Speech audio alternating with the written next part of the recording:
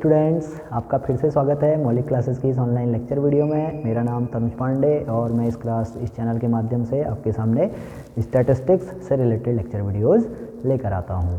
तो आज की इस क्लास में हम स्टैटिस्टिकल इन्फेरेंस वाली प्लेलिस्ट में ये वीडियो लेकर आए हैं, जिसमें हम कंसिस्टेंट एस्टिमेटर पर बेस्ड एक क्वेश्चन को सॉल्व करने वाले हैं। तो देखिए, क्वेश्चन मैंने बोर्ड पे लिखा हुआ है, prove that sample mean and sample median both are consistent estimator of population mean mu when sampling is done from normal population। तो हमें यहाँ पे प्रूफ करना है कि जो x बार है और सैंपल मीडियन है, सैंपल मीडियन को हम इस तरह से नोट कर लेते हैं। सपोज xm से मैंने इसे नोट कर लेता हूँ।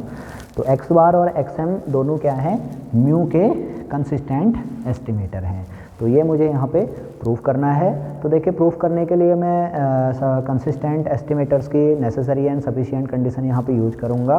वो कंडीशन क्या है? वो कंडीशन है expected value of t tends to mu and variance of t tends to 0 for n tends to infinity. तो इस कंडीशन पे मैं यहाँ पे चेक करूँगा।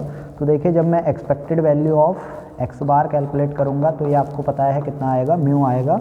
ये हमने प्रूफ कर चुके हैं पीछे कि x बार क्या है, म्यू का कंसिस्टेंट एस्टिमेटर है। ये हमने प्रूफ किया था। उस लेक्चर वीडियोस के लिंक आपको नीचे डिस्क्रिप्शन में मिल जाएंगे, तो वहाँ से भी आप उन लेक्चर वीडियोज़ को एक्सेस कर सकते हैं। और यहाँ पर जब हम variance of x bar calculate करेंगे तो ये आएगा सिग्मा स्क्वायर बाई n।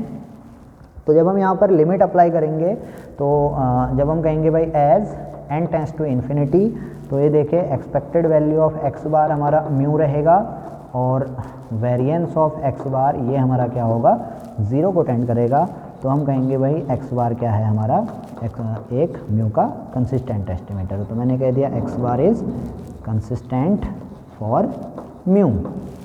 इसी तरह से अब मैं क्या करूँगा, सैंपल मीडियन का डिस्ट्रीब्यूशन चेक करूँगा। तो सैंपल मीडियन का डिस्ट्रीब्यूशन यानी सैंपल मीडियन का मीन ये कितना होगा, ये म्यू ही आएगा, क्योंकि नॉर्मल पॉपुलेशन है और नॉर्मल पॉपुलेशन में पता है हमें मीन और मीडियन और मोड तीनों क्या होंगे, इक्वल होंगे।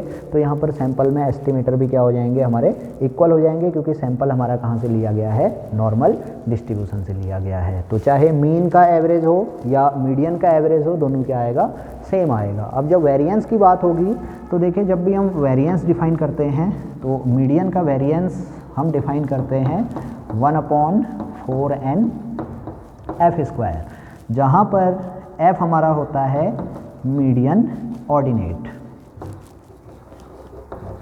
f हमारा होगा median ordinate of the parent population, यानी जिस भी पॉपुलेशन से हमने सैंपल कंसिडर किया है उस पॉपुलेशन का मीडियन ऑर्डिनेट कितना होगा, f होगा। तो उसका वेरिएंस होगा 1/4 into n into F square. तो अब देखिए, हमने क्या किया है, यहाँ पर जो सैम्पलिंग की है, सैम्पलिंग हमने नॉर्मल डिस्ट्रीब्यूशन से की है, जिसका मीन है म्यू, वेरिएंस है सिग्मा स्क्वायर। तो इसको मैं इस तरह से नोट कर सकता हूँ।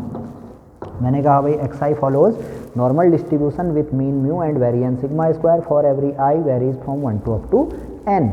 तो इस केस में जो डिस्ट्रीब्यूशन होगा fx यानी पेरेंट पॉपुलेशन का जो स्ट्रक्चर होगा वो होगा 1/σ√2 pi e to the power -½ x minus mu over sigma whole square. तो अब मीडियन ऑर्डिनेट पे इसका क्या वैल्यू होगा, इस f की वैल्यू मीडियन ऑर्डिनेट पे क्या होगी। अब मीडियन हमें पता है नॉर्मल डिस्ट्रीब्यूशन का क्या होता है, म्यू होता है। तो मैं सिंपली क्या करूँगा, यहाँ पर f म्यू कैलकुलेट कर लूँगा, यानी f मीडियन कैलकुलेट कर लूँगा। तो ये f म्यू यहाँ पे होगा। देखिए, जब मैं म्यू यहाँ पे पुट करूँगा तो ये म्यू माइनस म्यू 0, तो ये e टू दी पावर 0, तो मुझे मिलेगा सिर्फ 1/σ√2 पाई। तो ये मुझे मिला। तो मीडियन ऑर्डिनेट मेरा डिफाइन हो गया। तो इसकी वैल्यू मैं यहाँ पुट करूँगा, तो ये हो जाएगा 1/4n into sigma, that means sigma square, sorry ये 1/σ होगा। तो 1/σ में ये न्यूमरेटर में आ जाएगा। तो ये होगा सिग्मा स्क्वायर इंटू 2 पाई। तो इसे जब हम सॉल्व करेंगे तो ये फाइनली आएगा π/2 into sigma square by n। तो variance of median sample median कितना आ गया, π/2 into sigma square by n।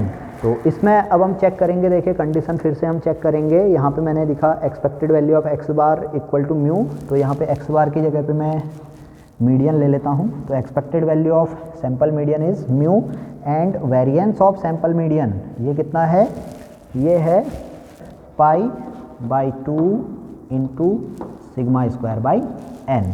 तो अब यहाँ पे भी यही कंडीशन फॉलो हो रही है, as n tends to infinity this sample expected value of the sample median tends to mu and variance of sample median tends to 0. This implies that sample median is also consistent for parameter mu. तो इस तरह से हम यहाँ पे इस question को prove कर सकते हैं। तो आई होप कि आपको ये सोल्यूशन समझ में आया होगा। तो अब जब नेक्स्ट लेक्चर वीडियो हम यहाँ पे देखेंगे उसमें हम एफिशिएंसी की बात करेंगे, यानी नेक्स्ट प्रॉपर्टी हम डिस्कस करेंगे। तो आप बने रहेंगे हमारे चैनल के साथ। अगर हमारा चैनल सब्सक्राइब नहीं किया है तो प्लीज़ आप हमारे चैनल को सब्सक्राइब कर लीजिए। Thank you.